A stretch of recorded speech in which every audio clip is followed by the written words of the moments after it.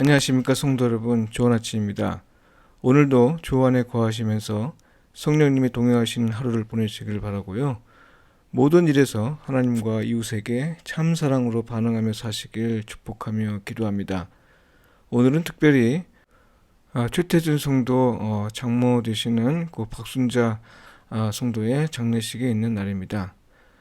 고인을 마음을 다해 애도하며 유족에게 하나님의 크신 위로가 있길 바라고요. 장례 절차 위에 하나님의 은혜가 있길 기도합니다.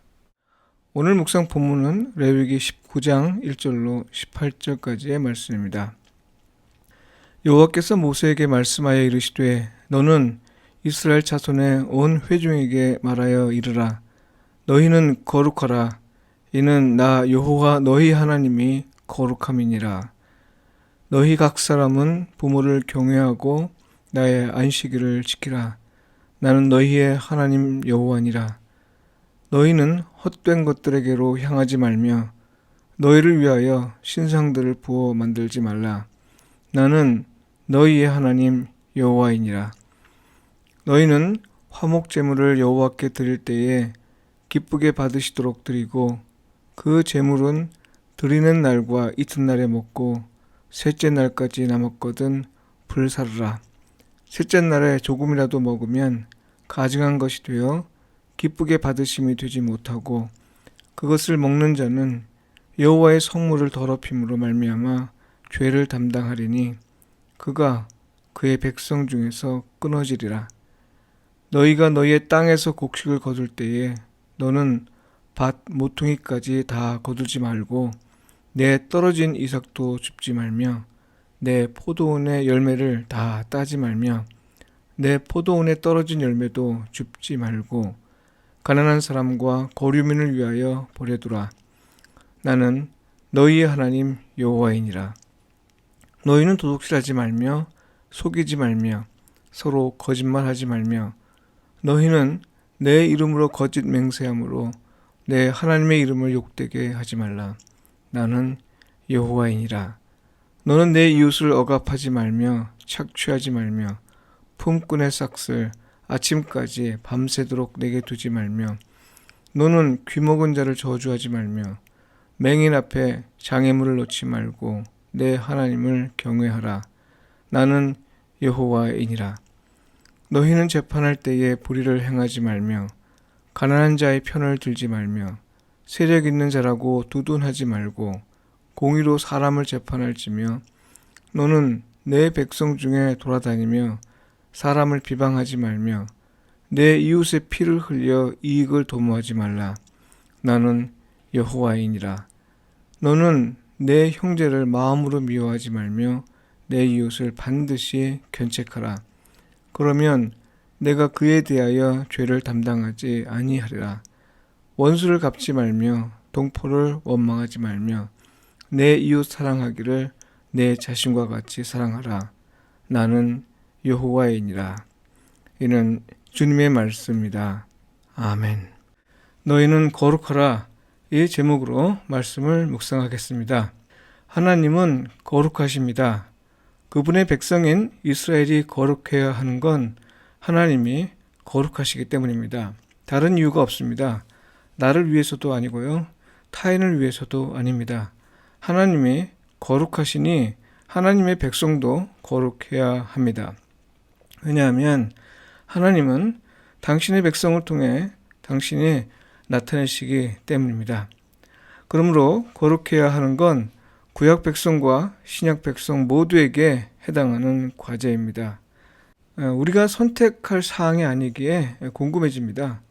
그렇다면 거룩하게 되는 것은 어떻게 가능한가? 그리고 어떤 모습을 두고 거룩하다 이렇게 말할 수 있는가 하는 겁니다. 무엇보다 거룩은 구별 혹은 잘라냄이나 분리 등을 의미합니다.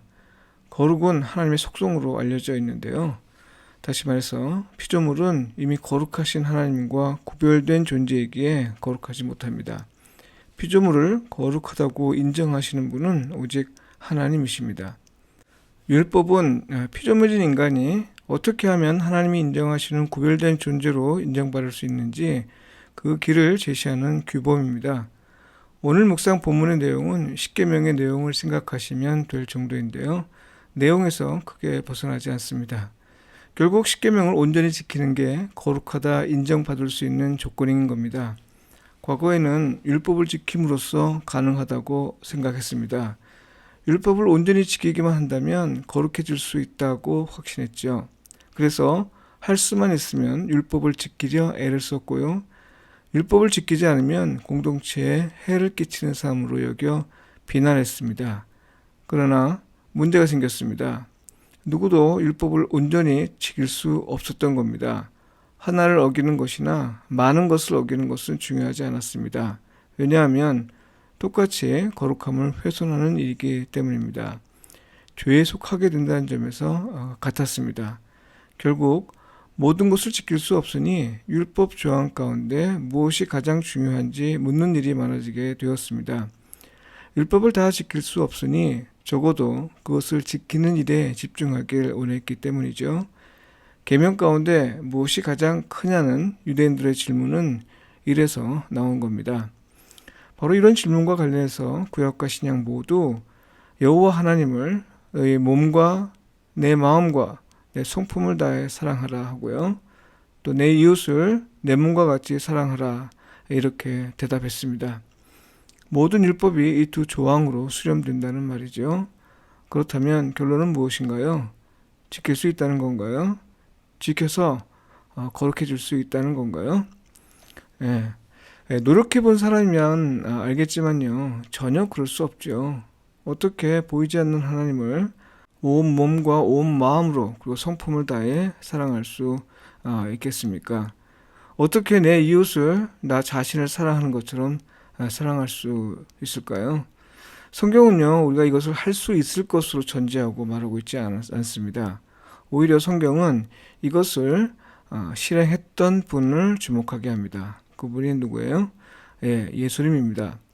예수님은 하나님을 온전히 사랑하셨고 또 이웃인 우리를 사랑하시어 자기 몸을 버리셨지요. 그러니까요, 율법의 기능은요, 우리가 지켜서 거룩해질 것을 염두에 두고 있지 않습니다. 오히려 그것을 온전히 지키신 예수 그리스도를 주목하게 하고요.